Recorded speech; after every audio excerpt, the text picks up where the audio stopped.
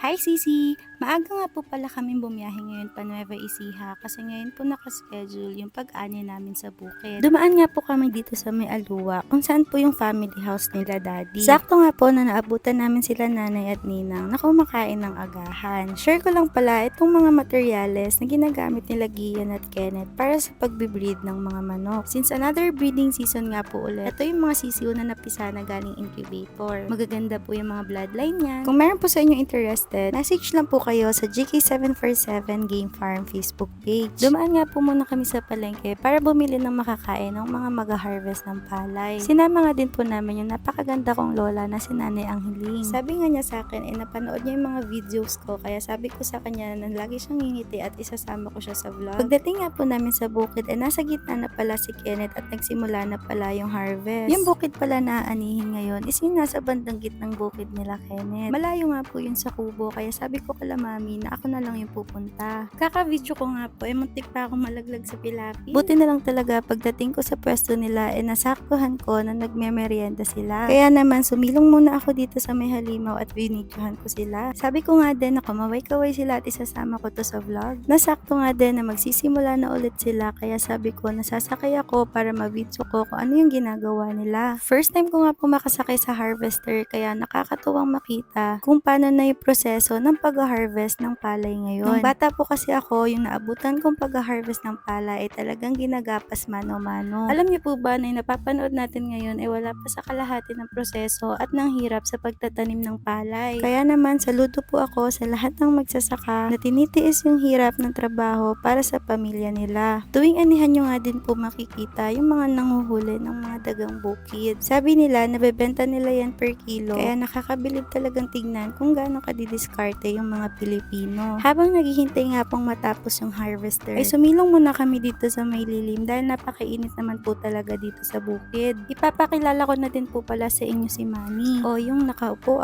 hindi itong kalabaw. Pero masipag din po yun, parang kalabaw. Ano ba yan? After po ng harvester ay pupunta na po yung mga kalabaw para hakutin yung mga sako ng palay. Nagsimula na nga po silang magkarga ng mga sako dun sa mga kariton ng kalabaw. Nakakatuwa nga din pong tignan na tulong-tulong po talaga sila sa pagbubuhat. Makikita mo din po talaga yung dedikasyon nila sa trabaho na kahit sobrang init ay makikita mo pa din silang mga nakangiti at nagtatawanan. At dahil nga po nasa bandang gitna po kami ng bukid ay makikisakay na nga din po kami sa kalabaw papunta po dun sa patag. Nakakatuwa nga po na first time ko nga din pong sasakay dito sa kalabaw mismo. Alam niyo po ba na nung wala pa yung mga makabagong makina sa pagsasaka ay kalabaw po talaga yung mga katulong ng mga magsasaka sa trabaho sa bukid. Kaya naman nakita ko po talaga kung paano nila alagaan yung mga kalabaw nila. Pagtapos nga po ng mahabang lakaran, dumating na po kami dito kung saan ibababa yung mga palay. Kahit nakakapagod, makikita mo talaga kung gaano kasayahin yung mga Pilipino. Kung papanoorin nga po ay mukhang madali lang para sa kanila, pero ang totoo ay hindi po talaga biro yung hirap at bigat ng trabaho dito sa bukid. Iba pa po dito yung hirap nila sa unang proseso ng pagtatanim ng palay. Kaya sumama din po talaga ako kay Kenneth para ma-share tong experience ko. Kasi para po sa akin, even though binabayaran po natin yung mga bigas na kinakain natin araw-araw, ay deserve po talaga ng mga magsasaka yung recognition and respeto ng mga tao. After nga po ng ilang oras, bumalik na po kami dito sa kubo para mananghalian. Pagtapos nga po kumain at magkwentuhan, bumalik na po kami dito sa farm. Ito nga po pala yung update sa mga sisiw ni Kenneth na pinost ko po last time. Ito naman po yung mga sisiw sa new batch na dumating. Grabe, ang cute nila. Parang gusto ko tuloy gawing hair clip. Charot! Dahil natapos na nga po yung ani ngayong araw, ay luluwas na din po kami kinagabihan. So, ayun lang po. God bless po sa ating lahat. Thank you for watching!